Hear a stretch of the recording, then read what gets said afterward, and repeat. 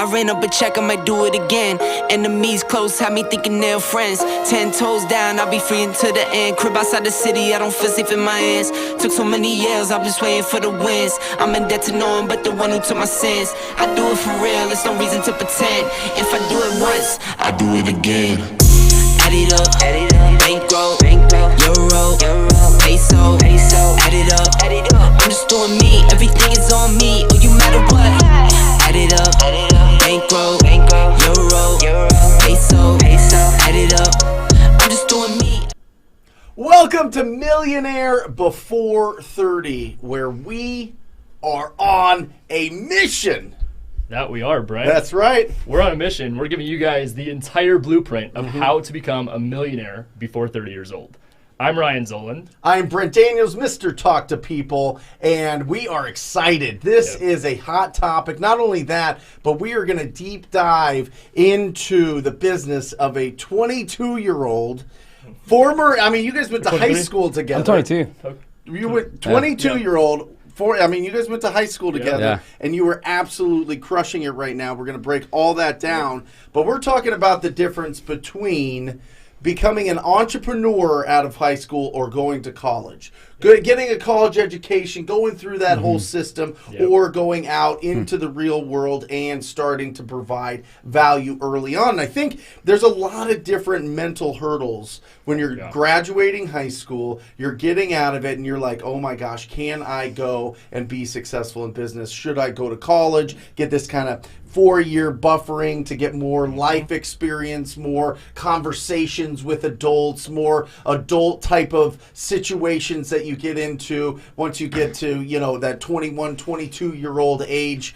But, it's not the right path for everybody, right? And I think, one interesting thing that I listened to a Gary Vee podcast this week, and he was talking about how we're so conditioned to every 90 days have a report card. Right? To every 90 days having to be able to perform. So it's really interesting when we get out of that flow of having to, perform every 90 days. How do we go into business and be successful and work every single day and look at the big picture, the big vision, not just getting grades every 90 days? You know what I mean? I thought that was really interesting. Oh, without a doubt. And let's have a real conversation about how hard that is at 18 years old. Yeah.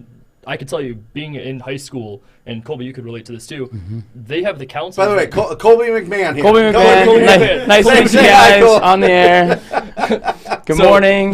Yeah. So at our school, we had the counselors that would be like, okay, this is let's put together a plan. Yeah. At 18, 19, dude, you don't know anything. Right. How are you expected to go and pick a career and go into college and stick with it? Right. What's the statistic that how many times you change your career? Albert, you might know this. It's 3 or 4 times you're going to change. 4 times. 4 times. Yeah.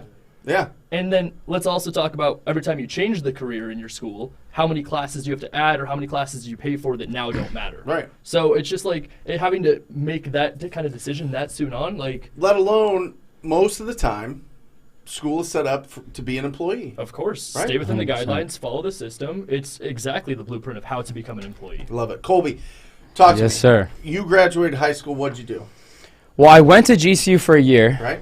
I didn't do very hot at GCU, so I ended up That's Grand Canyon University. Grand Canyon University. Yep. Yes. So I ended up dropping out a week before my the second semester. The end of the second semester, I ended up going to the most expensive open house I could find. It was $10 million. Okay. And I went to the agent and I said, "Hey, I want to sell houses like this. What do I need to do?" Were you already interested in real estate when you were in college? Kinda. I just wanted to make money, and I had seen guys making money on Instagram and driving the Ferraris and the whatever, right? Making money. Sure. Yeah. So yeah, I was like, I might as well try real estate. So I met this girl, Laura. She introduced me to her boss, Andrew, who, he was doing $200 million plus a year as an agent in North Scottsdale and Paradise Valley. And all luxury stuff. And so he hired me as an ISA, which is an internal sales associate. I started cold calling for him for a month while I was working on getting my license. And Cold calling who? Everybody. A lot of the time I was focusing on people that purchased 2010, 2014. Got it. And saying, hey, you have equity in your house. Would you consider in his database or just random? Random. Yeah, I was And you're how old? 19? I was 18, and then I turned 19 a couple months later. Yeah. So you're 18 years old, calling people that bought houses here. Yeah. And you're just saying, hey, do you want to sell it? You got a bunch of equity. Yeah. Well, I was pretty strategic with it because he did quite a bit of business in these higher price point neighborhoods. So I'm going to these neighborhoods and I'm memorizing what properties he's got on the market, what properties just sold. If we got multiple offers on a property or whatever, I'm saying, hey, we just sold this property in your neighborhood. Would you you've got a ton of equity. Just listen. Yeah, right. Yeah. So I guess it was kind of a mixture between, all right, you guys have equity and we've got. But wait. Let's go way back. So why would you go into a $10 million open house? I wanted to expedite the process. I mean, why? It's a great point to bring up, though, like, because a lot of people, I mean, we always talk about like discounting yourself and like finding the guy that's doing the life that you want. You went to the most expensive open house you could find and said, "Hello, I want to do this." You're clearly doing what I want. Yeah. Talk about it. I mean, I put on a persona. I suited up, right? I went in there and I was just confident. I went on my 2006 Honda Accord, pulled up to this house, and I mean, I was reading books. I was super interested in business and in growing myself, and I figured in high school. No, in literally 6 months in college. Yeah. And I'm a fairly fast learner, I suppose. Sure. So I'm like you and obsessive. Albert. By the way, Albert, say hello to everybody. Sorry, Hello, buddy. everybody. Happy Thursday. There it is. All right. And I obsess over things. So if there's something I'm interested in, I will kind of go all in on. What does that mean? What does that mean? I mean, if you're just studying, looking at people, finding people. Yeah. Who do I talk to? Who can I connect with? Yeah, 100%. It's amazing. Yeah, I mean that's but it's simple. It's simple. A lot of people there's a big like bubble of like I need to protect myself. I don't want to sound stupid. I don't know if I can provide fear. value. It is fear. Yeah, it's fear. You just got to be confident in yourself, right? Yep. And that's but how do you build that confidence? Is that something you grew up with? Not at all. I mean, I didn't really have a choice. I mean, I didn't have much security when I was growing up. Okay. So I kind of had to find it in myself, I suppose. Right. Yeah. And you just found it by taking action, by believing in yourself, by affirmations, by all the surrounding above. yourself with people that are doing cool stuff. All the above. Yeah. Like when I was in high school, so a little back. So like I grew up. I was born in Vermont. I moved here when I was 10. My parents were divorced. Moved here with my mom and stepdad, and went to Benjamin Franklin charter school. It was like a charter school. I didn't really get along with a lot of the kids. Yep. And then I went to Perry High School. Yep. So that's where Ryan and I both went. My sophomore year, going into junior year, my dad and my grandpa passed away. Oh, geez. So that kind of like screwed with my head. And then junior year, I was drinking and smoking and just doing a lot of stuff that wasn't good for me, hanging out with the wrong people. Right. And senior year, I got a panic attack. It was fall break, senior year. And after that moment, I couldn't drive for 6 months. It was insane. I didn't know what was going on. You had a panic attack in a car? In a car. I was driving. Yeah. And I didn't know what was going on. Yeah. And so that's where I got really obsessive. I mean, after that, I stopped hanging. I cold turkey stopped doing any substance, anything. Wow. And I ended up getting obsessive over health and trying to figure out what the heck's going on in my head. How do I fix it? And then I just wanted to feel better. Yeah. You know? And so I was meditating every day. I was reading, I was journaling, affirmations were huge. Mm-hmm. Just every single thing you can think of that was a self-help. That's even a self-help book or whatever, you know? Like the self-help self-development. Self-development. Yeah. And so that's when I started interested in just my health. I get to GCU. I met some awesome people. They're all entrepreneurial spirits or whatever, trying to start their own clothing companies and stuff. And so I was just super interested in business. And so I didn't really know what to do. My panic attack started getting worse again, towards the end of my freshman year.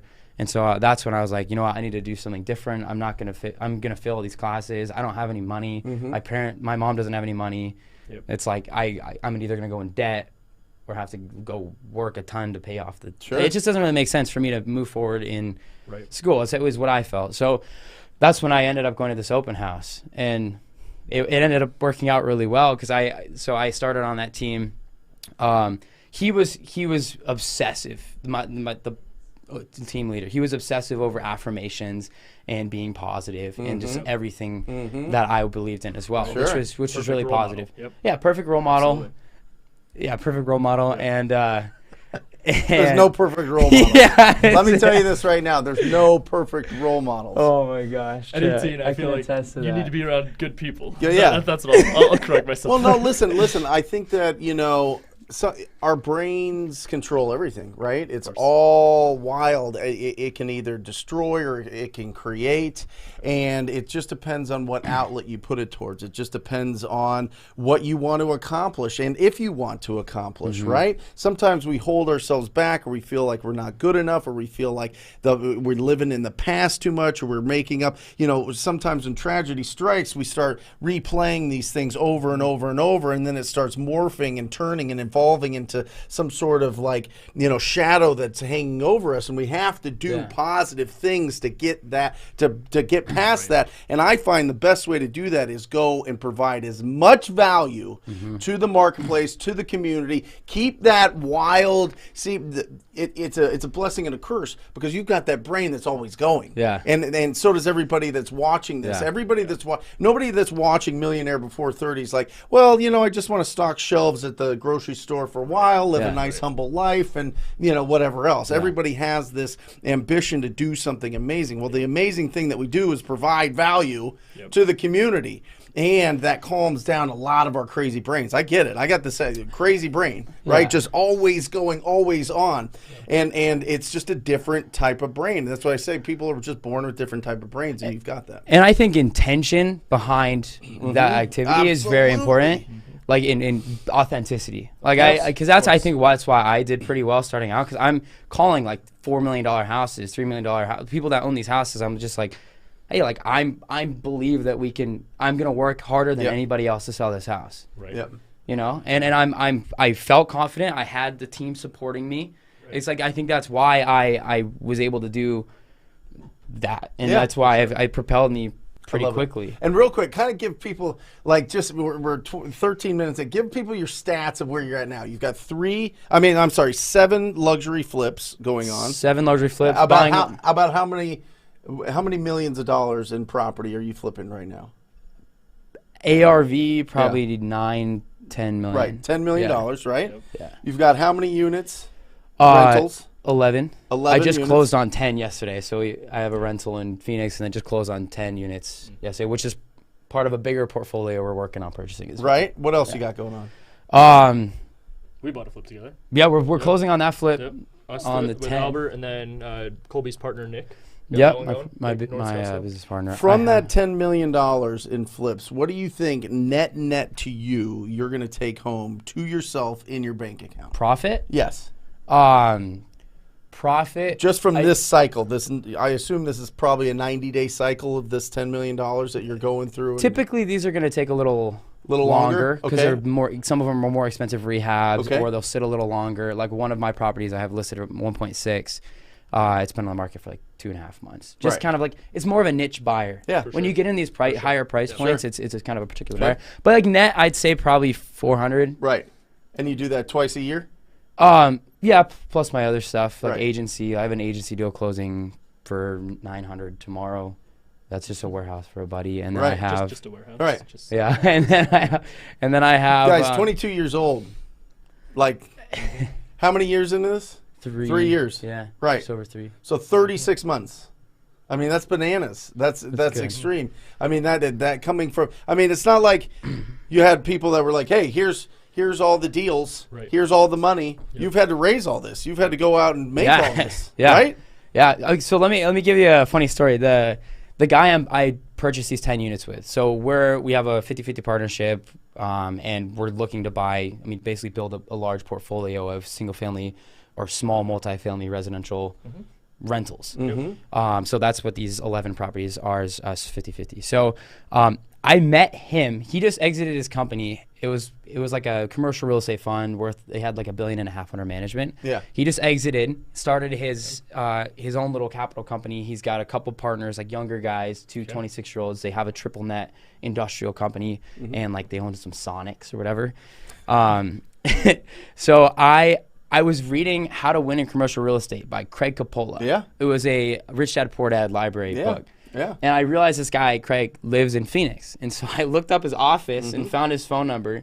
I called him and left a message. A week later. I love this. I love it. I mean, keep going. So the message was, hey, man, I have some off-market multifamily stuff I want to try to syndicate. I can get money. I just don't know what I'm doing. I was like, I need like a mentor or someone that I can partner with on these deals. So he calls me back a week later. He's like, I don't do any of that stuff, but my buddy Gary might be able to. And so Gary calls me 20 minutes later. We talked for 30 minutes on the phone. He's like, hey, come into my office. We sat down for an hour, talked. He was like mentor. So this was probably 8 or 9 months ago. He's been mentoring me. He was mentoring me for 6 months. And then it's like, hey, let's buy rentals. So we kind of were having that conversation. How can we work together? We talked about a real estate, like debt fund, like hard money loans, stuff like that. Do you know what really wealthy people love? Hungry people. Yeah. Hungry, ambitious, driven, stars in their eyes, fire in their belly people that are going to go out and do all the dirty work, go out and source the opportunities, build the relationships, work with the emotions of the property owners, find the deal, and then they're the money guy. Yeah. Right? And they just make sure that you don't go after properties that they have no interest in.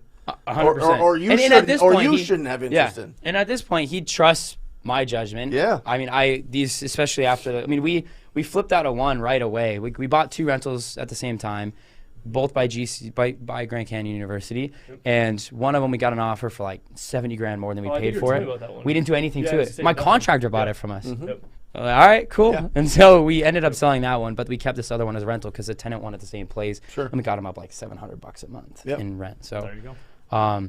Yeah, it's cool. So what's the big goal? Is it syndication? Is it building? Is it developing? Is it being the bank? Like, I think all of the above. Like I look at it from you can have your umbrella, right? And then it's all about the people you have in place working with you to help scale. So I have 3 guys that are agents that work for me. I have one guy on salary that just follows up with the VA leads, and then I've got 3 VAs in the Philippines. So I'm training these guys. One of them is really crushing it in particular, and he's the one that found these 10 units. John, right? John, yeah. Yeah, give him a shout out. John Abbott all right, John Abbott. Instagram Yes, John sir. Abbott. And awesome kid. They're all awesome. Yeah. But he's just had some more success financially and deal wise. And he's kind of taking charge in a lot of the like training of the guys because he knows contracts now. And for me to go sit down for an hour and explain how to write a contract just makes me want to lose my mind, you know? Yeah. So I think it's about getting the right people, and that allows you to scale. Yep. In different ways. Like I love. Well, the biggest return on investment that you're going to ever get in life is going to be your people. Right? It's just the truth. I mean, I'm not just talking like emotional. I'm not talking about culture. I'm not talking about buddy. We're like love each other and we're having hang out and have Christmas parties. No, we're talking about actual financial return. Yeah. You know, when you're bringing somebody on, smart entrepreneurs look and Alejandro and I had this conversation this morning. 1 to 7, 1 to 8. You pay him $100,000. You want $700,000-800,000 of productivity out of these people. And if you're not in a position to get that, then hold off, right? Like you need to put them in a position to win as well. You are financially responsible for these people, and that's a big responsibility. It is. It really is. So it's hard. It's hard to juggle all the things that I'm doing and like personally doing in addition to helping train these guys and make sure that they're successful. And that's what allows you to take the next steps and go and do the investments. And like you couldn't do everything at 100% capacity if it was just you. So I know it's such a interesting dynamic. I mean, it's just because and a lot of times you don't see success really in training these guys for a while because they're in their green phase. Well, there's a learning curve. There's a learning curve, curve, and then there's also experience, and then there's also helping them get into flow state with what they do. You know, where it's automatic, where it's going, and it's smooth, and they're not overthinking, and they're not challenged by everyday activities that you're throwing them through, and that it takes some time to do that. I know. It really does. So, guys, remember, this is a question and answer show. We go for 90 minutes. The first 20, 30 minutes is us talking, like getting everybody warmed up. And as you have some questions, make sure that you're submitting them. We are going to get to them, and make sure that if you have any celebrations this week, if you've locked up a deal, we want to celebrate you. If you've got something going on, we definitely want to ring this bell right here and recognize all your efforts. So make sure that you guys are posting in the comments. Make sure, listen, if you guys are wondering, what is his schedule? Or if you're wondering, how do you manage all these different things? If you're wondering, oh, well, I'm thinking about college, but, I'm thinking about starting something, and what should I do? All of these things, make sure that you're putting in the comments. We're going to get to it over the next. Take advantage, guys. I mean, this is going to be just an unbelievable show, so take advantage. We're here to answer the questions. That's the biggest part of it. We just warm up so that everybody's going and flowing and coming up with questions that maybe you weren't thinking about before we started the show. That's the point of the beginning of the show. So, awesome. Deal. So, what is the big goal? Is it opening? Go ahead. I like the private equity space. Okay. I think there's a lot of, and I think, I don't know. I feel. What does that mean? I don't know what that means. What does private equity mean? So like being a hedge fund, like it's basically like syndicating, but like you have a fund where it's like you can get like institutional partners. Okay. And so that's why. What's institutional partners? What does that mean? Like big corporations or big hedge funds that have, or like pensions or whatever, they have money that they can allocate towards investments. Okay. Yep. Is this banks? It can be like hedge funds. It can be like Blackstones of the world, the big. That's a private equity firm, like other private equity type firms. Well, private equity firms kind of take the money from a bunch of wealthy people, right, and just make sure that money stays protected and grows. Yeah, so that's essentially what it is. Yeah, and they'll take it, but they take it from. It's super interesting. It's such like a crazy. So they'll take it from wealthy, like very wealthy families. They'll take it from other banks, pensions, like everything. Yeah, exactly. So that's I like that. Any pool of money that's just sitting there, and they don't want to put it into the market, the stock market, right? And they don't want to keep it in a bank. Where do they put it? And this ebbs and flows based on inflation. Yep. And because a lot of people are expecting inflation to go up, right? When money gets printed more, like $2 trillion for the pandemic, the value of money goes down. That's inflation. That means that $10 doesn't get you as much as $10 used to, right? And usually it ticks up about 1-2% a year, but they're expecting maybe 4-5%, which will affect things. So a lot of people are going, hey, listen, to protect against this, we need to put it into real estate. Yeah. That's why we see all these hedge funds buying up properties right now, because they're going to hold these for 10 years, whether any kind of storm that may come, not a huge storm, not an economic collapse, but just something that's a storm, and keep profits, get rental income coming in. It's a beautiful strategy. Yeah. So that's I want to do that for now. Yeah, for now, that's basically I want to be one of those hedge funds. I mean, why not? I mean, there's no.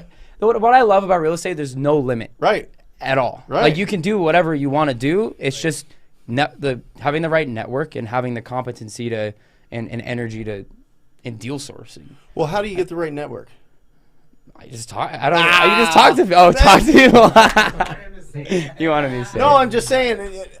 Listen, it's fundamental, and I know a lot of people think talking to people is just picking up and cold calling distressed property owners. It's picking up the phone and calling anybody. It's walking into an open house with a suit on and some confidence that you've bolstered through just getting yourself, what, this is my vision. This is the first step towards it. I'm gonna walk into a $10 million house and talk to this agent. And it just happened that this agent was able to connect you, and then connect, and then connect, and then connect. It is all about not just staying in your shell in your house with the blinds down, hoping and praying that something falls into your lap. It's going and being proactive and reaching out, right? 100%. I mean, that's everything in my life has happened because I just was brave enough to talk to a stranger.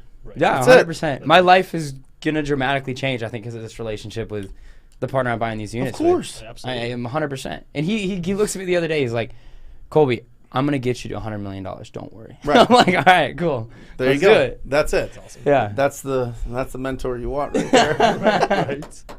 Right. So let's start cracking this thing open for any comments, any celebrations, Alejandra. Let's get this rolling. Are we good? Do we need to keep talking, or we got some stuff that we can talk about? Okay, let's go. Terp time. I'm a college dropout, and I recently closed my first wholesale deal for $42,000. Are you kidding me? Come on, Terp.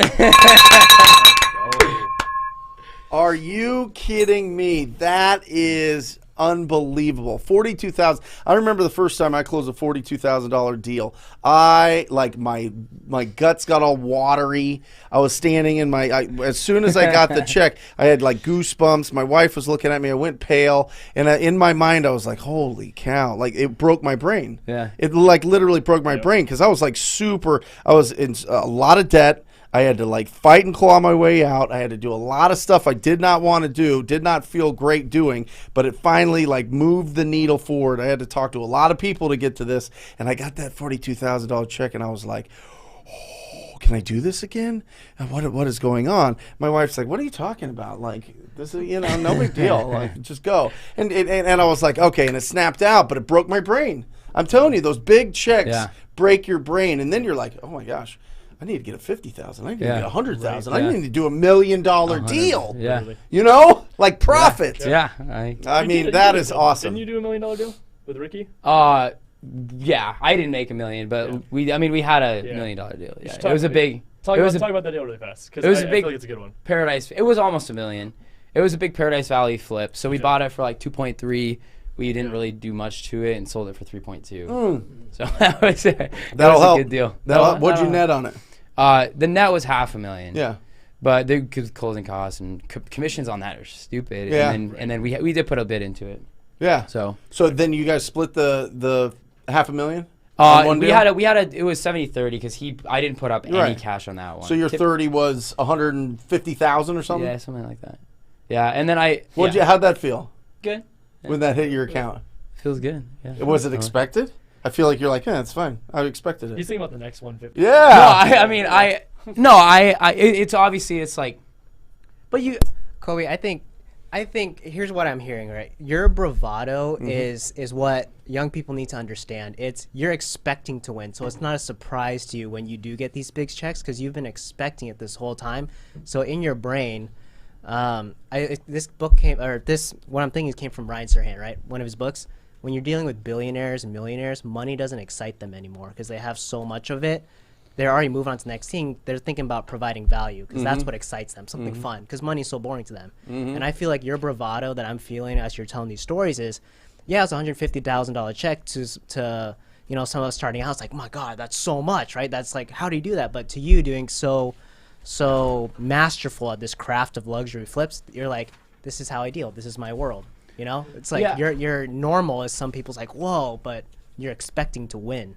Yeah, I feel like you can have a bad relationship with money if you're just there for the checks. Yep. Especially like I get excited. It's like, all right, cool. Like my bank account grew. Like, I literally pay my mortgage. I'm like, I can stay another month. Like, because every day I wake up, I'm broke. I'm like, okay, like how do I go and make $10,000 today? Yep. Like, I 100%.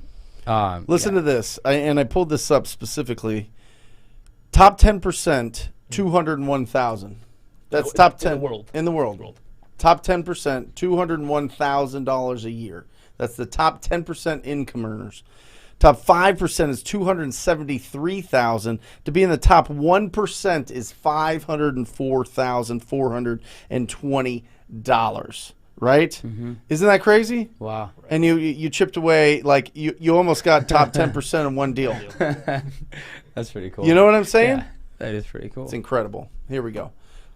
Let's keep this thing rolling. Mac, on the most recent episode of Wholesaling Inc., I heard your prospector is hand dialing 50 to 60 leads per day. Yeah. How come? I'm using a triple line dialer and way more daily volume without results, doing it wrong. Mac, that is not my, the hand dialing is done by my junior acquisition manager.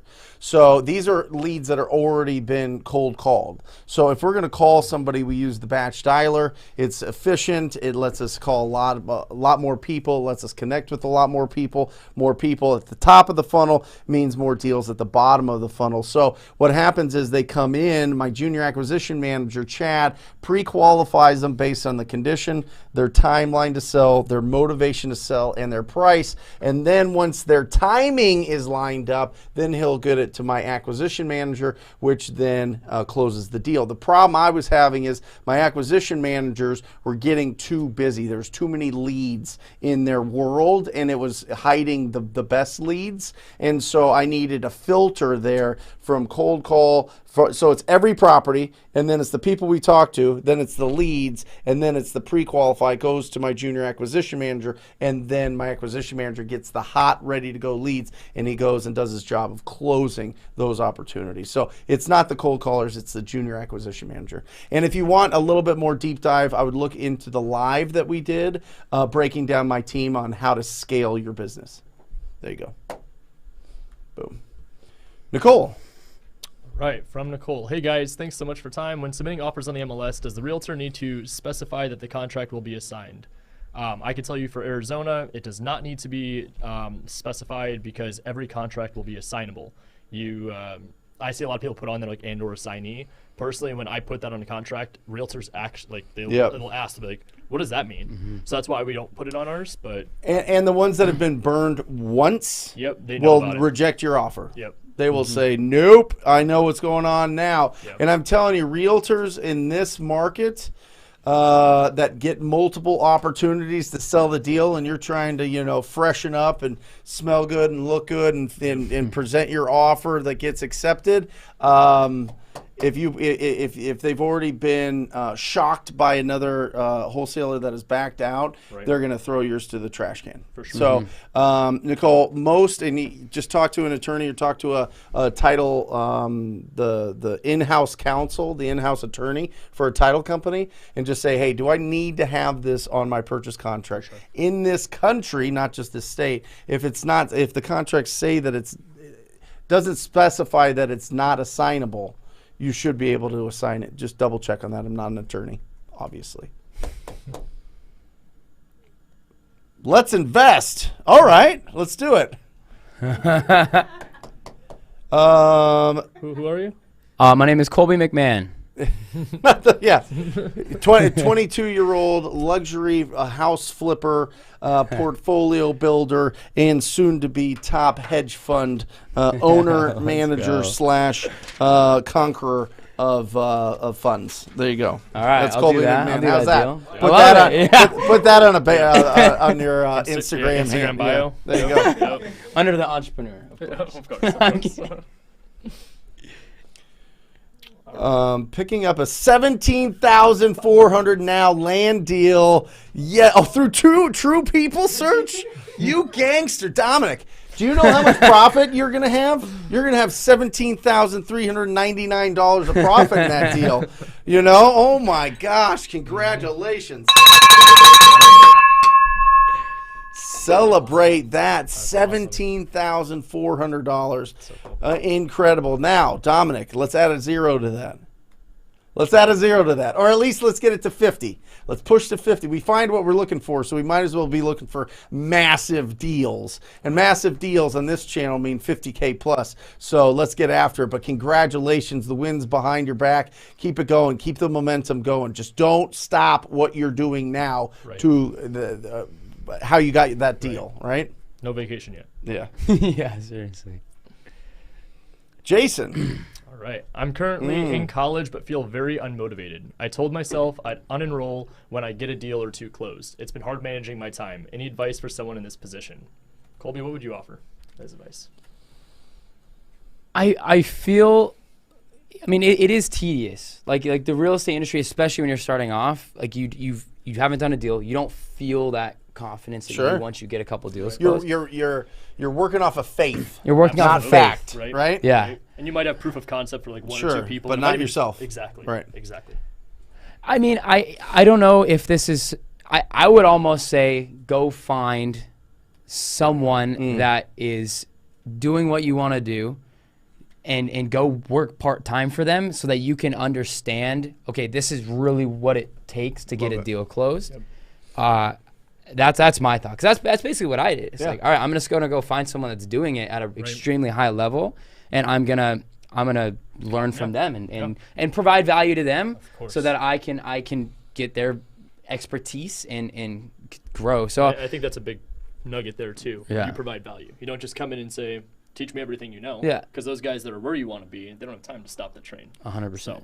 And they're not Albert, going to. what about you? You are always finding angles. You're always flipping stuff. You're always like, I feel like when it comes, we have 168 hours a week. You know what I'm saying? And I feel like 167 of those, you're like coming up with some sort of Listen, man, plan the to furniture do auctions something, right? tomorrow, and I already know what I'm gonna buy. Right. But I'm reading this, right, and I see it. I think the benchmark is set wrong for you, my friend. I see that you're going to unenroll when you get a deal closed, when you're already unmotivated. So what happens when you close the deal? Then what's your next motivation? You know what I mean? So I would back yourself up and really think, like, why did you go to college in the first place? For me, I went to college because that's what my parents taught me to do. Right. You know, being a first-generation American, they came here for my brother and I to have the American dream. Hence, I followed the social structure. So if you're in college because someone else told you, I would do an audit to see, why did you go to college in the first place? Is it something that you really wanted to learn that the internet and YouTube can't really provide you? Why did you go? What's it costing you? And to manage your time, it's doing a time audit. How many times are you scrolling on Instagram? What's the first thing that you do in the morning? Are you going to the gym? What are you doing? How about your class schedule? How much time are you doing it? There's so much things you can do to identify what's really your big problem first.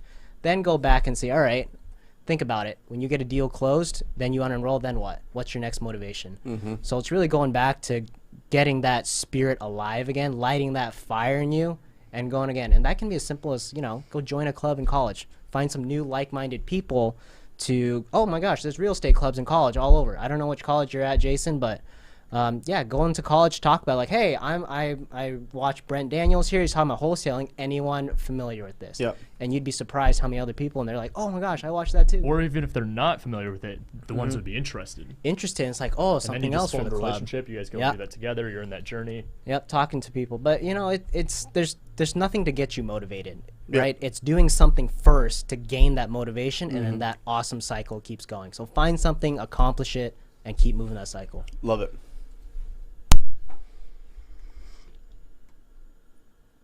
Nada Bulu. Nadambulu. There you go. Nadambulu. There you go. Any tips on finding? Sorry, I butchered that. Any tips on finding buyers and closing deals? Finding buyers. I mean, so it depends on the state, obviously. Yep. But for us out here, I like to go through tax records or the MLS, find the cash transactions that have been done, skip trace the LLCs, and call them. Odds are, if they own multiple properties, they're probably looking to buy another one. And if they don't, and they own multiple properties, ask them if they want to sell.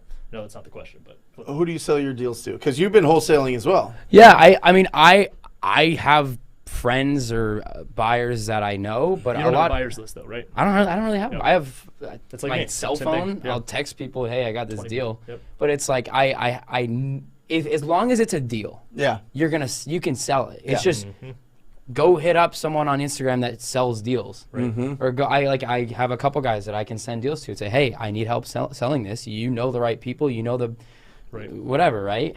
And I'm not as concerned with the buyers at all. No. Because worst case, I'll just buy it. But Yeah.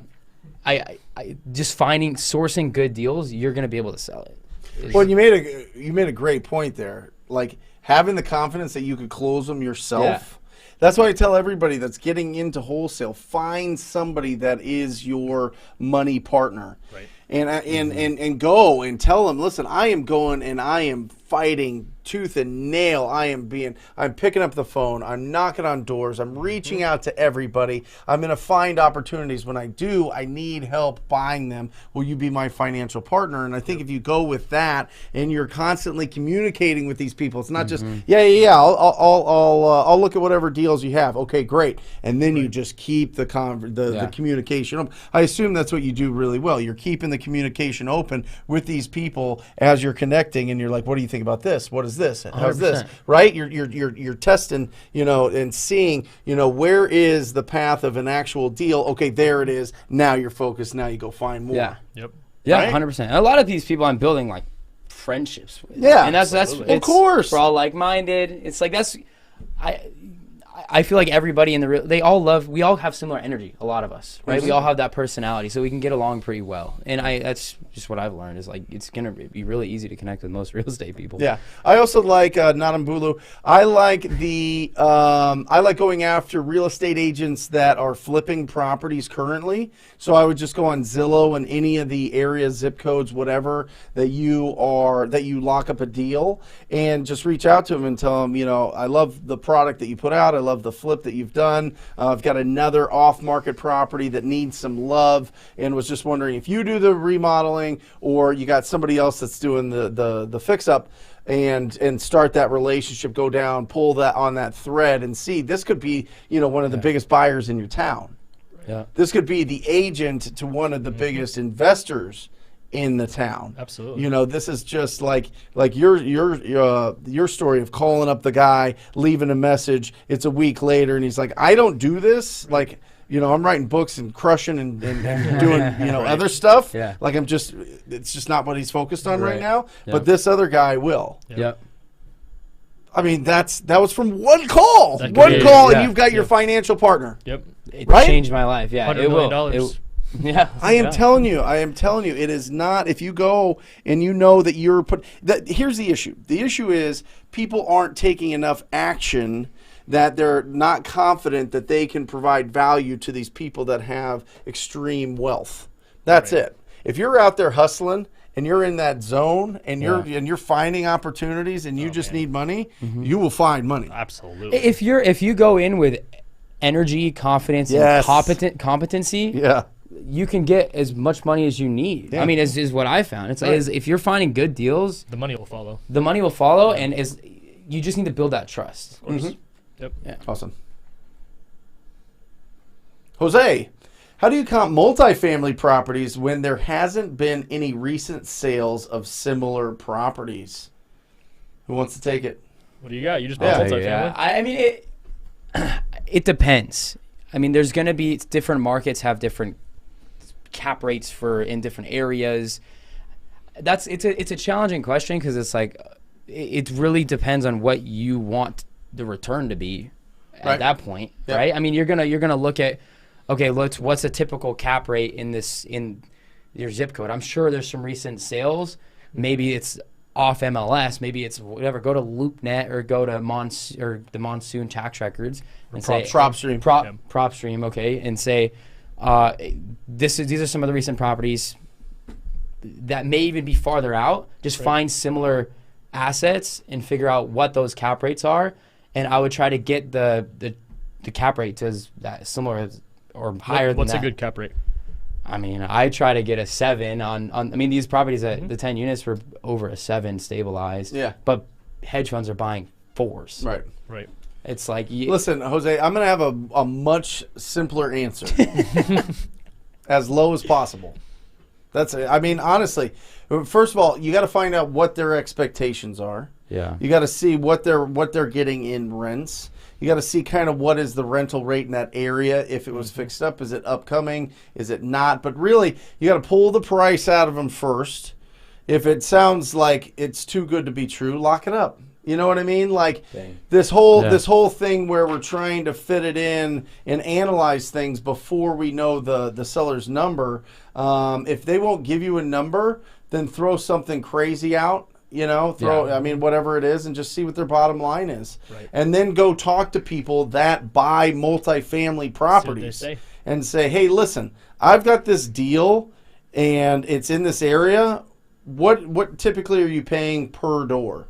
Right? That's kind of the language per door. What are you paying? Or, for a triplex, for a fourplex, whatever else, what are you looking at? What would be a good price for you? And let me work backwards. So I would look at whoever's buying those properties, and you can meet them at real estate investor associations, meetup groups like these guys put on, anything like that. Anybody that's buying multifamily, reach out to them. Or LinkedIn. LinkedIn has a ton of people that are real estate investors, multifamily expert, the whole thing in your area, and call them up and just say, hey, listen, what are you buying? What are you looking for? I'd love to find you deals. And then that's going to be your best education. You know what I mean? I mean, working cap rates is fantastic, and they might tell you those things. But that's just typically how, I mean. Yeah, I get it. Yeah. No, I get it. I just, I think he's looking from a wholesale standpoint. Okay. How do I lock up these deals and sell them to people like you and make them, you know what I mean? Totally, yeah. Awesome. There we go, Rogelio. How do you find LLC buyers contact for here in California? Ooh. I would go to your the Corporation Commission. Actually, there's a lot of online sources that if you just Google the LLC, typically there's different resources that pop up that show you who their managing members are and what their address, the mailing address for the LLC. That's all public information. I don't know about California. Maybe California is different. Maybe it's tougher. But that's how we do it around the country. You got something, Albert?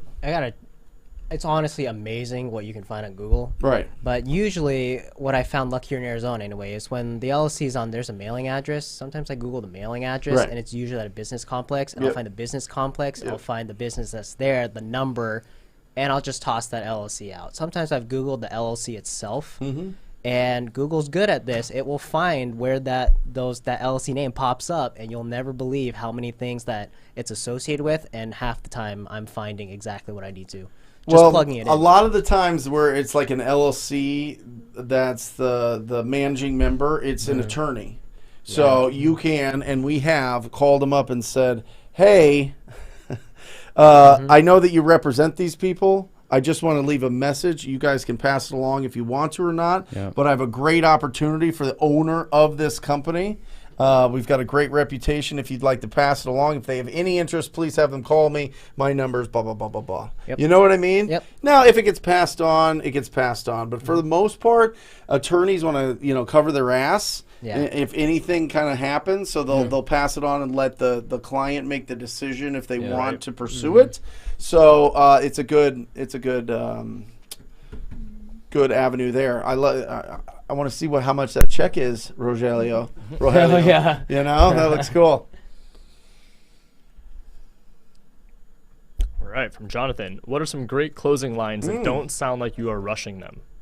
Ooh. Albert? So help me out here, guys. Are we closing? Like closing a deal, locking up a deal, like getting any deal, whether it's going to be $110,000 it's conversion, right? So 3 parts of the real estate business: lead generation, conversion of those leads, and exit strategy. Exit strategy, you're either flipping, you're wholesaling, or you're holding. That's it, right? That's your exit strategies.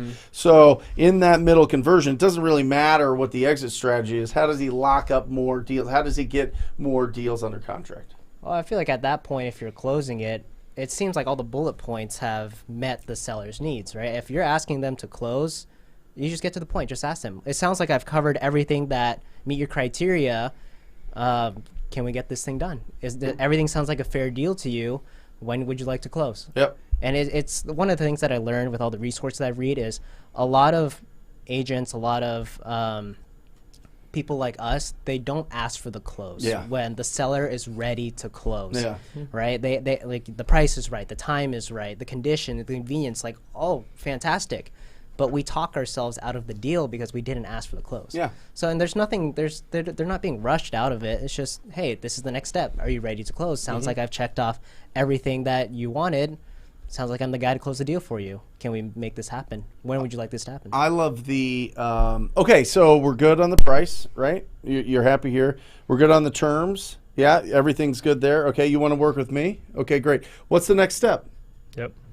Oh, put together the purchase agreement. Okay, great. Yeah, here it is. Here you go, and there you go. Okay, perfect. Right? It's their idea at that point. Absolutely. The only other one I'd add in would be Sandler line, but you could very well say to them, you probably wouldn't be willing to sign this contract today. All right. Then they're going to say, well, why wouldn't I? Or they're going to say, yeah, absolutely, I'll sign. Or they'll say, no, you're right. How about come back in a week? You get the next step by getting that question out. Yeah, Jonathan, you don't rush them if you've pre-qualified them. If you know the condition, timeline, motivation, price, if you understand the price and terms that they want to work within. So really the only thing is, do they want to work with you at that point? And I think that if you go with confidence, if you go with likability, if you go with certainty in your ability to perform on this purchase agreement, it's the natural progression is the closing. The natural progression is them committing to working with you. Any thoughts? Yeah, I think another thing is, like, like kind of like what we talked about before is authenticity. Like I go into meeting with sellers as if I don't need this deal. It's like I'm here to provide value, and if you don't work with me, fine. You know, it's like I really don't care. I've got 5 others. I've got five others, but I know that I'm gonna provide the most amount of value, more than anybody else. That's just I'm that confident in myself. Good. So that's something else. That's what I feel when I go into these properties. Right. Change good brands. How do you negotiate getting someone to show you a property who wants you to buy without looking at it? I love it. That's a good question. So, I mean, we buy most of our properties sight unseen. However, yours are on the MLS. MLS, yeah. So you get all the pictures and you see everything. That's what I was just going to say. Right. So, I mean, like, we have the ability to see ours. I would say if you're, like, trying to, I would almost take the mentality of what Colby just said. I don't need to buy this house. I want to. And so if one of your criteria of your buyer or of yourself, if you're the buyer, is that you have to see the property, move on to the next deal if you can't see it. That would be what I would offer. But, again, my strategy is mostly the MLS. Yeah. So, do you have any if it's a good enough deal, lock it up, and you'll be able to go sell see it if you have and then be like, hey, if I can get you this price, or this is my price, sight unseen. I would just underwrite it as if it needs to be rebuilt, basically, you know. Yeah, I think that I'd like to peel that onion a little bit and find out why they don't want you to see it. I'd say 90% of the time it's because they don't want to disrupt their tenants. Right? By you know, oh, we're selling the property, and then they think that the tenants are not going to pay them, or they're going to beat up the property or sabotage the deal or be mad at them or whatever else. So I'd just find out. I would say, you know, is there you know, why can't I see the property? Why can't I get in there, take some pictures and see what the actual condition? I can give you a better price if I can see it. If I can't see it, then I'm going to have to assume that everything needs to be rehabbed, which means the price is going to be lower. So what do you prefer? I can give you this offer right here, or if I see it, maybe I can get you a little bit more. I can't guarantee that, but I'd love to get you as much as possible. Love it. Yeah. Deal. And I had my acquisition manager on the show, our live show yesterday, and he was talking about how he goes through and he talks about, he goes, okay, you know, why don't we sit down before he goes to the house? Why don't we sit down and just tell me what your goal for the property is? Obviously, getting the most that you can for sure, but what else? Right? Yeah. So one, he diffuses the whole, you know, I want to get top dollar. Two, he goes into the goals so he can really see if we can provide value, right? Because it might be better for them to go retail. It might be better for them to clean it up and just put another renter in it. It might be better for them to do whatever. But we're taking all these other things off the table and leaving a cash as is offer is if it is the only solution. That's when we lock it up, and that's why he averages $42,000 a deal, baby. Wholesale. All right, go ahead. Art. I saw Art pop up. Art Armstrong. Yeah, that's a powerful name. I like that, Art. How do you guys feel about Colorado market, mainly Denver? I haven't touched it. It's hot. That's all I know. No, I mean, here's the thing with Denver. Denver is one of those top cities. I think if you're going to cut your teeth with wholesaling or sourcing deals, I would go on the outskirts.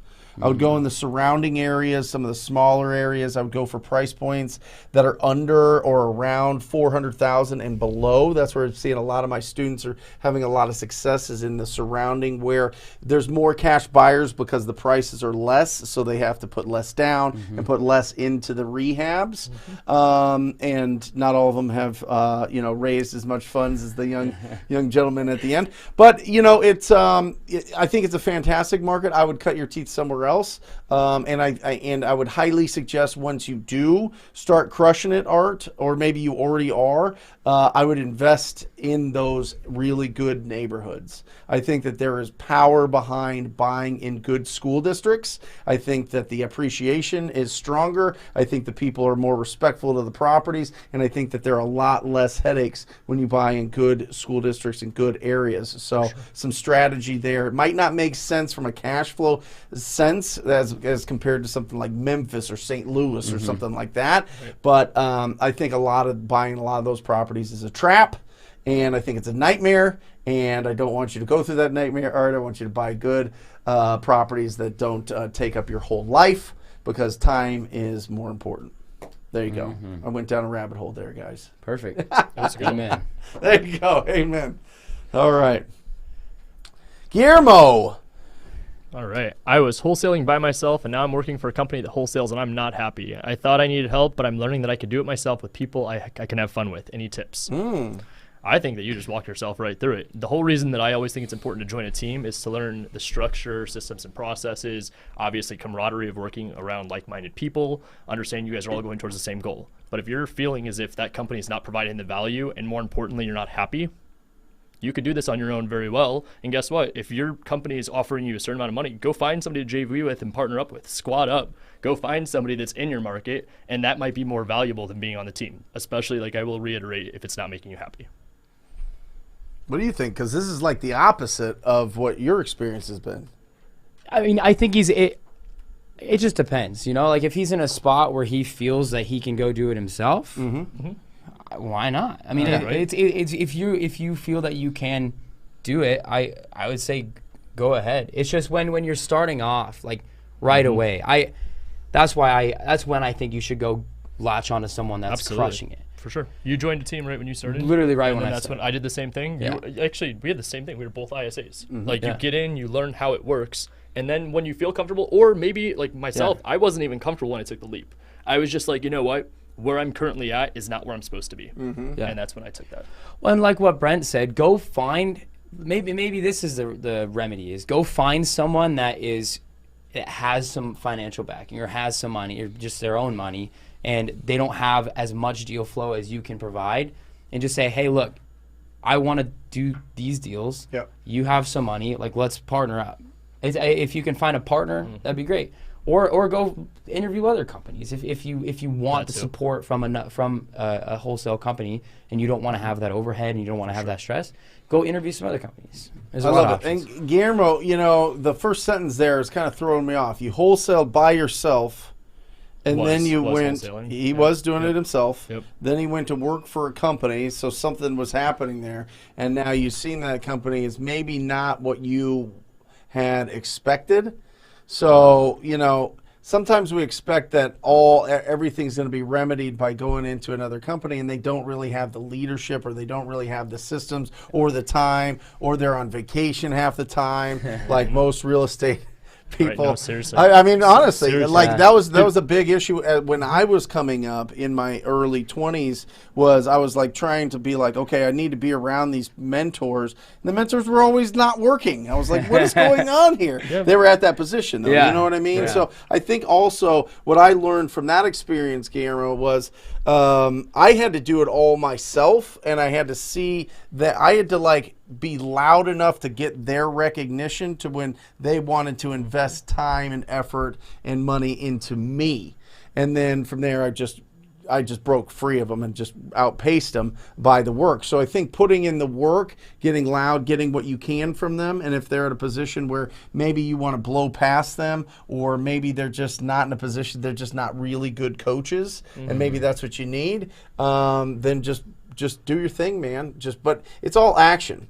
You know, the happiness comes from providing value to the marketplace, and that comes from picking up the phone and crushing. I'm sure you are. Just stay on the path. You know, there's some days are tougher than others, but just keep pushing. Yeah. Yep. Cool. Rogelio, yeah, that check was. That's right. Come on, brother. I love it. Congratulations. That's awesome. Thanks for putting that on there, Alejandra. Kobe. What's your IG? Kobe. It's Colby, like the cheese. Yep, that's cool. COLBYMC10. There you go. IG. Can we put that? I don't know if we can comment on our own thing. But there you go. What are your thoughts on getting into the Grand Rapids, Michigan market virtually? Herman, any idea, guys? I always like to advise to get familiar in your backyard before you go virtual. So I don't know enough of obviously your backstory of, sure, you're crushing it, but if you're not and you're trying to just get started in this, I would say find somebody that's in your local market before you go virtual. But aside from that, I mean, I've had some success with like friends that have done deals in Grand Rapids. It's not my cup of tea. I'm just not really in that Midwest market yet. If I was, I'd probably be going for these like Iowa, Yeah, my thoughts are make sure you're going after properties that ARV over 200,000. And the issue with a lot of the properties in the Midwest is, you know, when our country was blossoming, there was a lot of industry in the Midwest. There was a lot of jobs. There was a lot of blue-collar jobs, and then those moved overseas. So the properties there have been there a long time, but you don't see a lot of new builds. So those properties just kind of, you know, the population just kind of recycles those properties, and the appreciation doesn't go up a tremendous amount. But if you're seeing that there is some bigger companies going to Grand Rapids, if you're seeing some big economies going to Grand Rapids, those are the trends and the things that you want to follow and find. You can find that on YouTube. You can find that on Google. You can find that anywhere. Just find where industry and jobs are and new house growth is going, and that's where you should be going, and stay above 200,000, because in wholesale, typically we make 10%. So if you're going after $50,000 houses, which is a lot, then it's a $5,000 deal for the same amount of effort that you could go after a $200,000 house, make $20,000. So if you want to start growing and scaling and doing big things and having enough net income to go and invest in assets so that you can build financial freedom and freedom of schedule, it starts with getting bigger deals and more of them. So go after the bigger deals, all right? Christopher, how exactly do you comp an apartment complex? It's a smaller complex, but from my understanding, with larger multifamily, it's based off the revenue it generates. Cool. Yeah, I mean, you'll take your income, so the revenue. It depends on if you're gonna. I would look at it from as is, so like current rent roll, current expenses, income. So your income minus your expenses, that's your NOI, your net operating income. You divide that by purchase price, that's going to be your cap rate. So I would look at as is and then make like a pro forma, so of expected rents if you renovate them, or if they're just undervalued, just what the expected rents are, and do that pro forma, figure out what that cap rate looks like, and then figure out what's trading in the marketplace. So you always want your pro forma to be higher than what they're trading for, because then that's what you're going to sell it for once it's stabilized, if you were going to sell it. And once you get into it just depends on the size, Christopher, but once you get into commercial size deals, right, where it's a commercial lending, it's bigger price points, you're going to find, and it's very interesting, like 80% of those deals are seller financing. You know, people that get those properties and do a good job of paying those things down are completely off a lot of times. They don't want to not get paid on that deal over time. They have enough bulk cash, I guess I could say. So listen, I always love this. I always love this conversation. I think it should be talked about more. Like, price or terms. If you just want to give them a cash offer, sure, learn how to comp and whatever. But terms, dude, you could offer them $100 million that you pay over the next 10,000 years at $1,000 a month. Right. You know what I mean? Like, you could structure a deal like that. Yep. You know, so I mean, price doesn't really matter if the terms are long enough. So when you're getting into those apartment type deals, remember, do they want to see if there's an avenue for creative financing, for owner financing, and see what makes sense to them, and see if they're willing to play. And if they are, I think that you could really build some momentum, Christopher, for real. You can really build momentum if you start putting together some seller finance deals on some bigger properties. Yeah. Love it. Isaiah. All right. How do you give cash buyers a walkthrough on a property that you're not close to? How often do you file affidavit of memorandums for purchase agreements? Two separate questions. So first one, I would say boots on the ground. Whether, for me in this instance, I would say a realtor, obviously, for our business model is probably what we're looking for boots on the ground. Now, if it was maybe direct to seller, boots on the ground could just be another wholesaler. It could be another investor. It could be someone that you just know in that market. Or the seller. Yeah, it could even be the seller. Hey, my partner wants to stop by. Can you come in? Could do. There's many different options there. It's just about getting creative, obviously. Do you guys have different answers on that one? On the walkthrough? Yeah. No. Find somebody that you trust and have them open it up. I really like working with real estate agents if it's not in the market that I'm working in.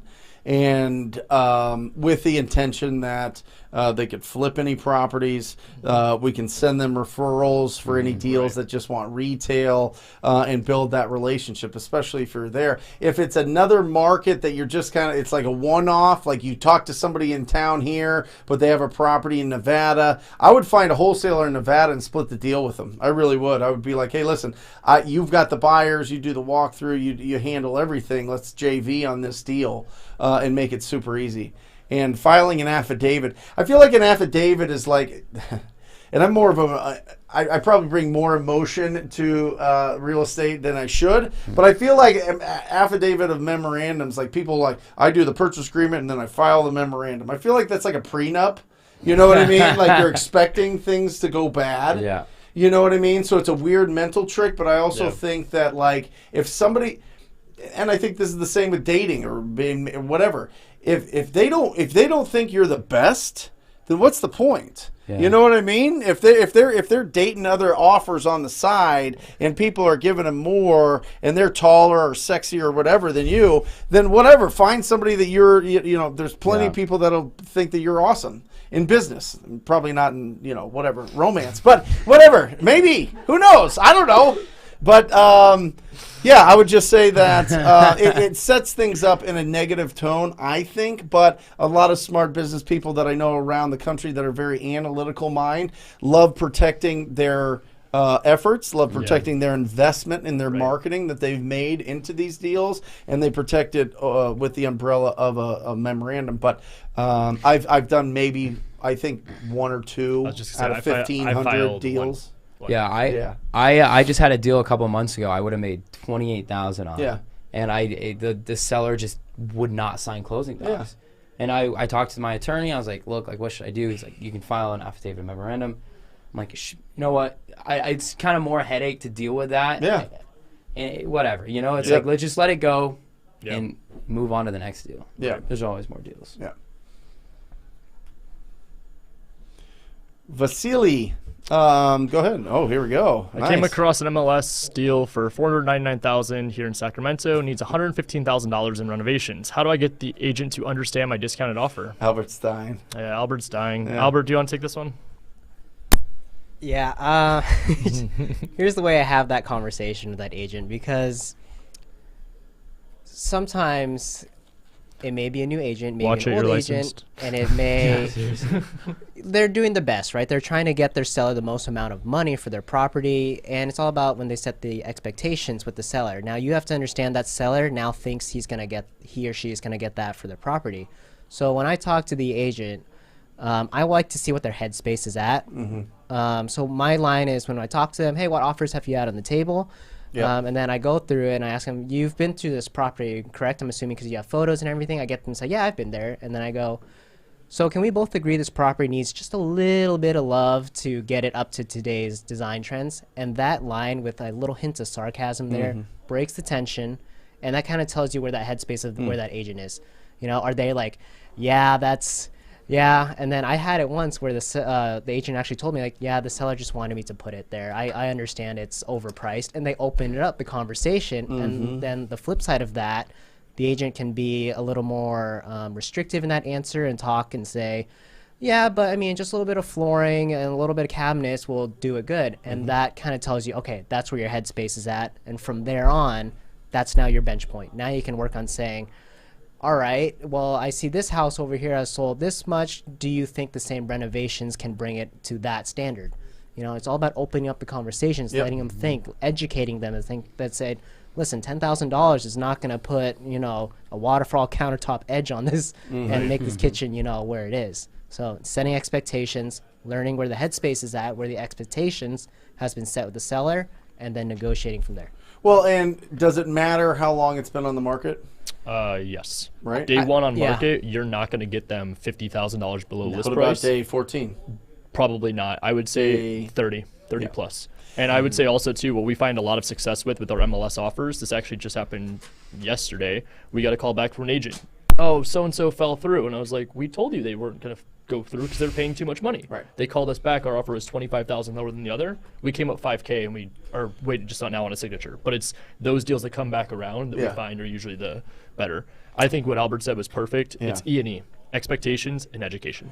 It's also who priced it. Did the listing agent price it? Right. Or did the owner price it? 9 times out of 10, So when a listing agent prices it, they're going to drag it out as much as possible because they don't want to prove that they were wrong about their value at $499. But if the agent went in and say, "Hey, listen, Gary, this house is worth $350. It's worth $350. That's what we can sell it for." And Gary's like, no. Listen, it is worth $499 if it's worth $1.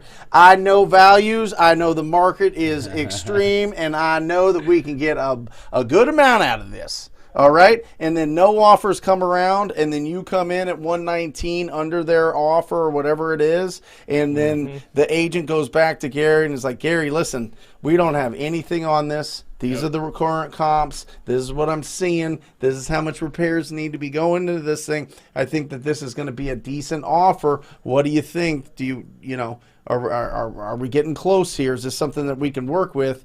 And then, it's up to Gary deciding if he, is going to hold on to this thing or if he's going to get rid of it. It depends on the motivation. So it depends on, I think, asking the question and being buddy with the real estate agent helps a lot to see, okay, what's going on here? Is this agent, is there a lot of ego built into this conversation, into this price? Or is it the ego of the seller or expectations of the seller? So there's a couple things to play with there. Just talk to them and ask them some good questions.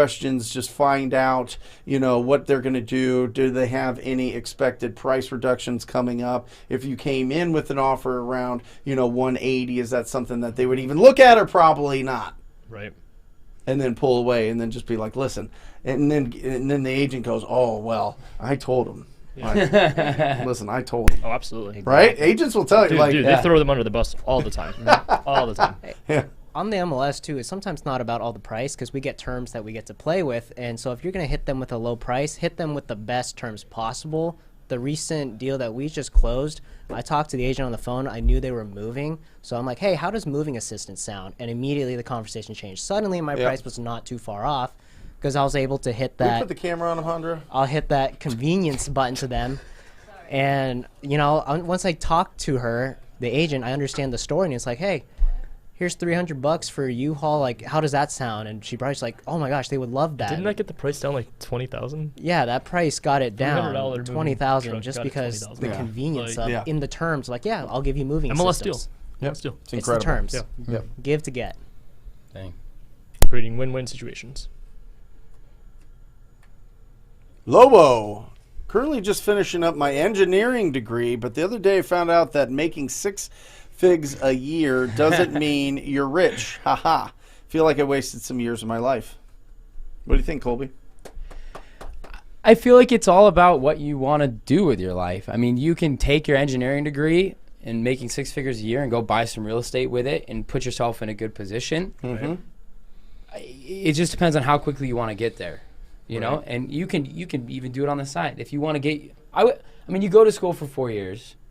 It's like I don't know if you paid cash for it or whatever, you're in debt. It's like you should, it's crazy how many people don't use their degree. Of course. I think it's so interesting. Of course. It's ridiculous. Me too. Mm-hmm. Yeah, and so it's like, all right, fine, you can go do your engineering degree, or if you want to get into real estate, you can do both at the same time. It just really depends on what you want to do. If you have the financial security to not go make 6 figures a year, good for you.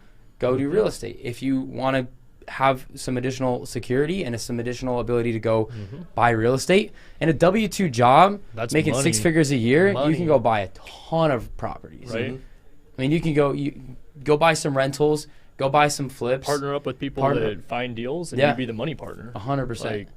Yeah, W-2, you can go get some good terms on loans. And don't feel like you wasted years of your life.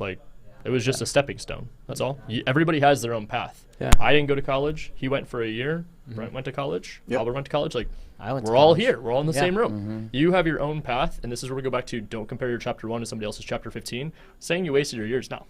You've got a job that's paying 6 figures, and now you're also going to say you're not rich. Yeah, right out of college, and you're going to say you're not rich.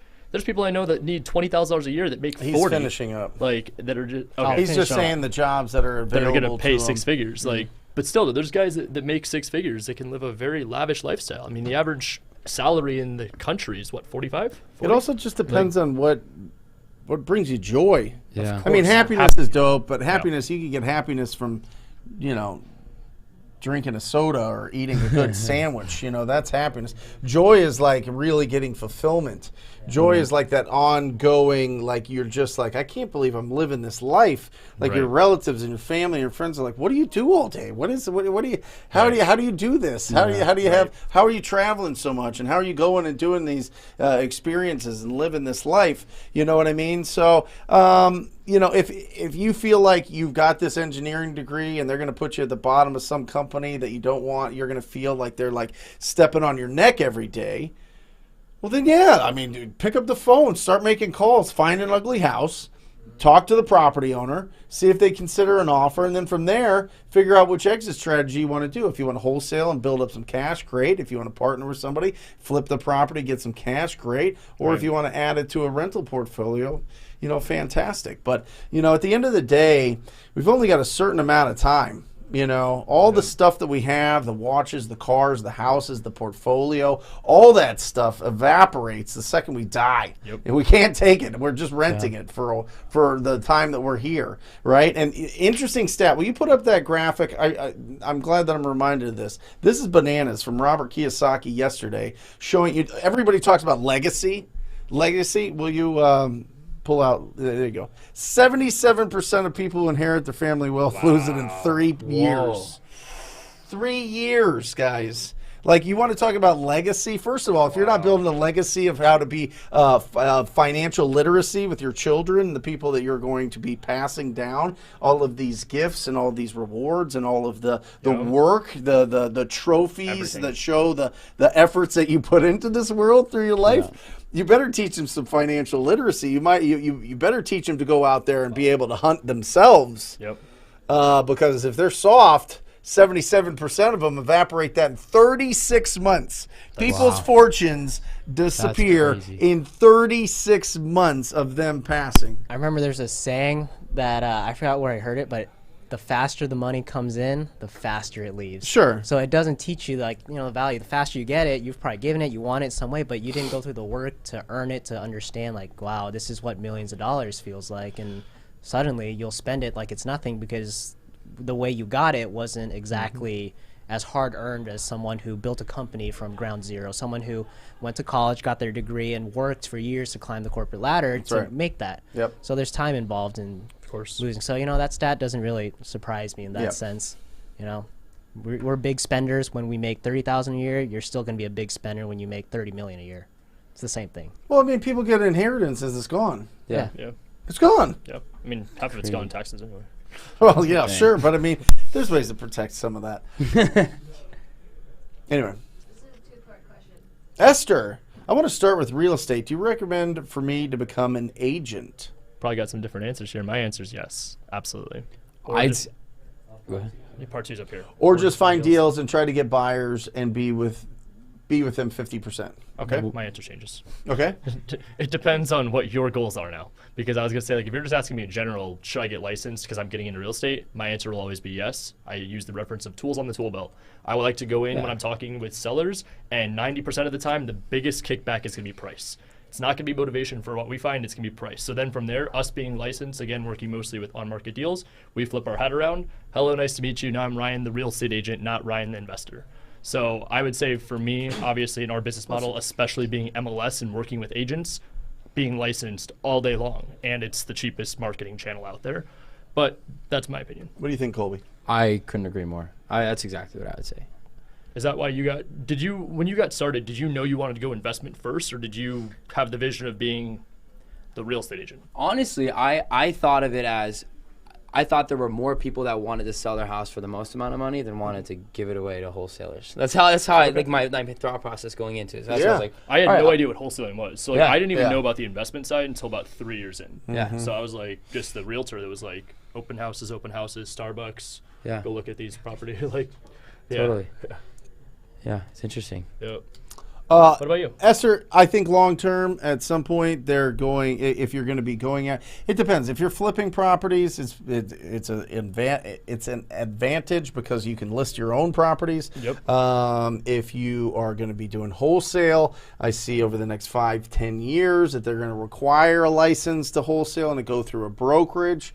Not because it's like gray area, but because the National Association of Realtors wants a slice of everything. So, but I think it's an advantage. And I think, for the 90 hours of school and let's call it 20-30 hours of studying for the tests and passing them, for 120 hours, you have your license forever. You have to keep it updated with some continuing education. 24 hours. But 120 hours to get your license, I don't think it's that big of it's and I'm not talking like I'm literally talking 120 hours, like hours, you know what I mean? And that's less than the amount of time in a week. Let's make it relevant to the topic of the show. College versus going to be an entrepreneur. If you don't mind sharing, yearly tuition, GCU 40, 30, in-state was probably like 20. I think it's 20, yeah. So in-state 20, and then out-of-state probably like 30, 40. Probably. Yeah. So 30, 40 out-of-state, $1,500. Yeah. All in for real estate. Yeah. No, I mean the cost isn't even. Yeah. There's a reason why the number one asset is student loan debt. For the federal government. But the there's no negative to it. Yeah. It's like it's only going to benefit you. Yeah. So if you want to do it, do it. Yeah. If you have the opportunity to invest in properties and without doing it, and you don't want to allocate time to that, then fine. For sure. You'll end up spending some more money not being licensed, obviously commissions and fees and stuff. But I mean, if you're licensed, all you have to do is disclose that you're licensed. Right. Awesome. Christopher, when wholesaling virtually, what is the best way to manage showings and other due diligence when you have a potential buyer and owner is out of state as well, property is vacant? Easy.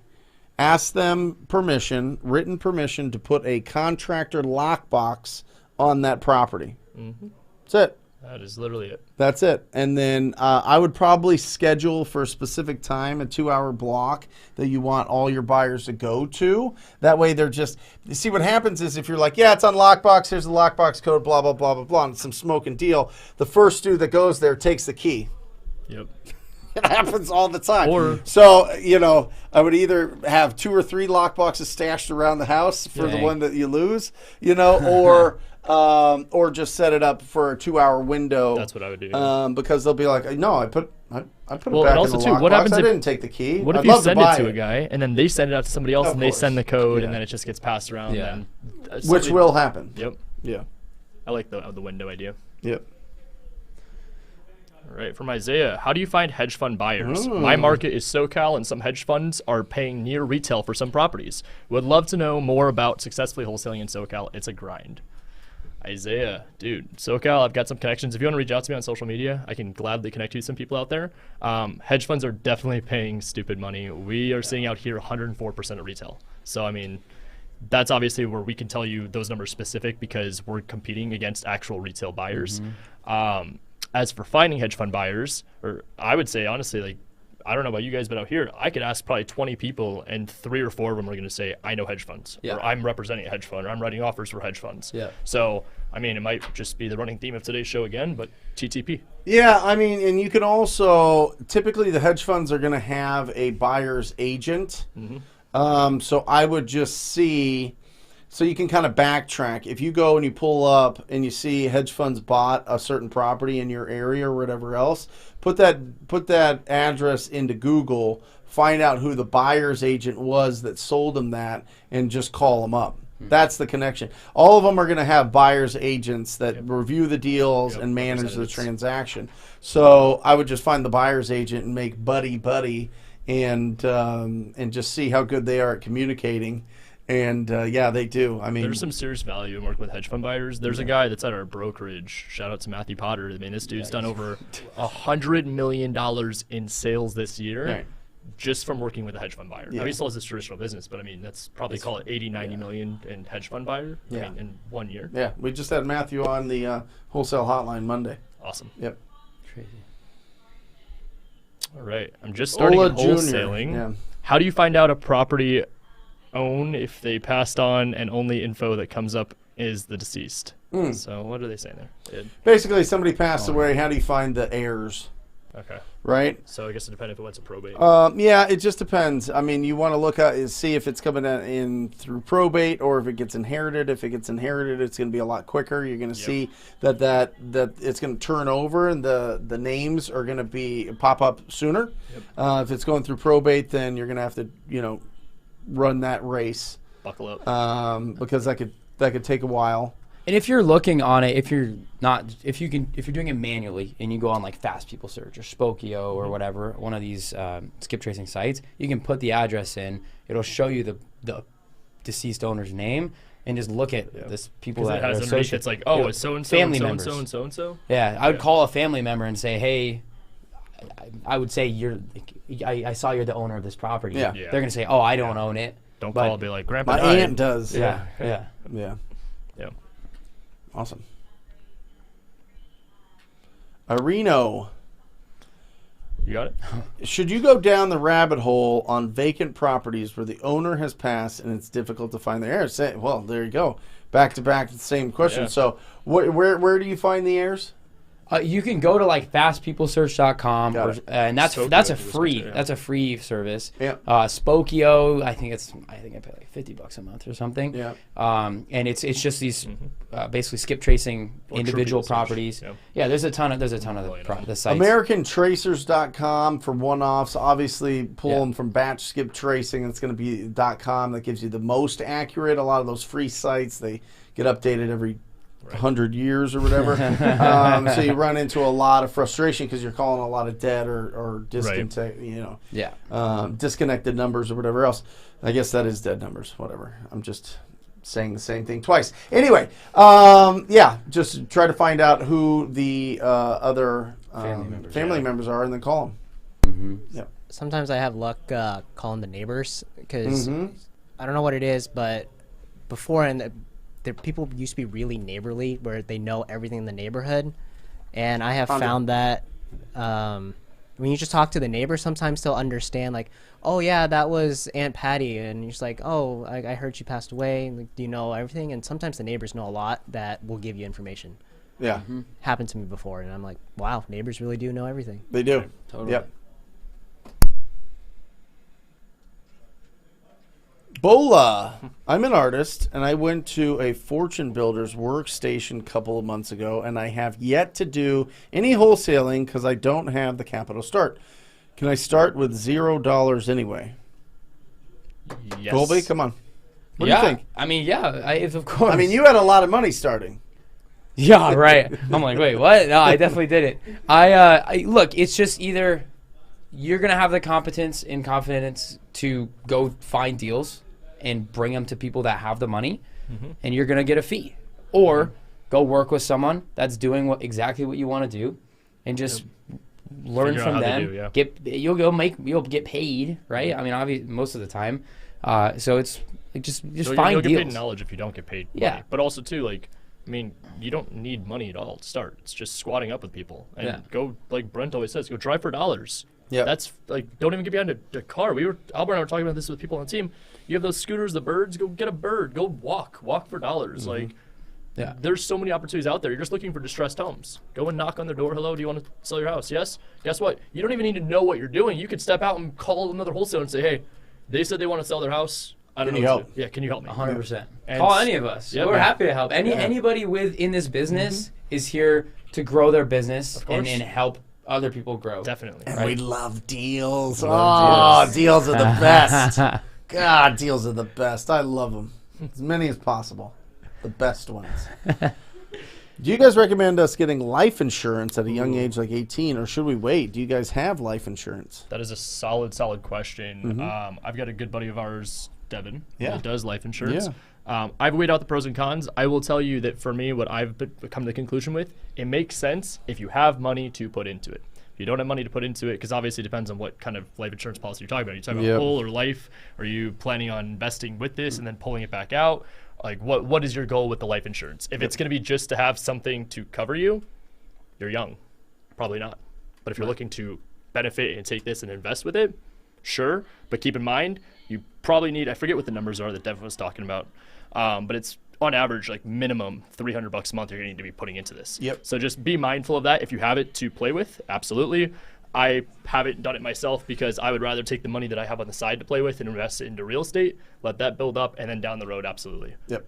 But I can make the same argument, though. I mean, if you go in and it's compounding, I mean, I could look back and be like, man, I lost 10 years. So just depends on the situation. I have a whole wealth management team. So, at that, of course, but I don't know about it. I don't want to know about it. I don't know the ins and outs of it. I trust, people that do. So I would find somebody, if you're interested in that, Rogelio, I would talk to somebody that has it and likes it and understands the ins and outs of it. I haven't seen many people, like young guys, like jumping into that space. So at 18? 18, No. absolutely not. No.